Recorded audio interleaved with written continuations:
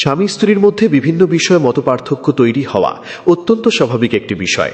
অন্য যে কোনো স্বাভাবিক মানুষের সম্পর্কের মতো দাম্পত্য জীবনেও মতভেদ আসতে পারে। তবে এই মতবিরোধগুলো যদি ভালোবাসা, পারস্পরিক শ্রদ্ধা ও প্রজ্ঞার মাধ্যমে সমাধান করা যায়, তবে দাম্পত্য জীবন স্থায়ী ও আনন্দময় হয়ে ওঠে। একই সঙ্গে এর একটি ইতিবাচক প্রভাব সন্তানদের ওপরেও পড়ে। অন্যদিকে সমস্যাগুলো সঠিকভাবে সমাধান না করা হলে ছোটখাটো বিষয় রূপ নিতে পারে বড় অশান্তিতে, যা পরবর্তীতে বিচ্ছেদের মতো অপ্রীতিকর পরিণতি ডেকে আনতে পারে। পৃথিবীর কোনো মানুষই নিখুঁত বা পরিপূর্ণ নয়। সঙ্গী হিসেবে স্ত্রী চরিত্র, স্বভাব, ধর্মীয় বিধিবিধান পালন কিংবা গৃহস্থালির প্রতিটি কাজে নিখুঁত হবেন এমনটা আশা করা একেবারেই অবাস্তব।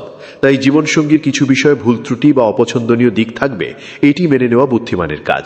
এই বিষয়ে রাসূলুল্লাহ সাল্লাল্লাহু আলাইহি ওয়াসাল্লাম বলেছেন, কোনো মুমিন পুরুষ যেন কোনো মুমিন নারীকে সম্পূর্ণ অপছন্দ না করে।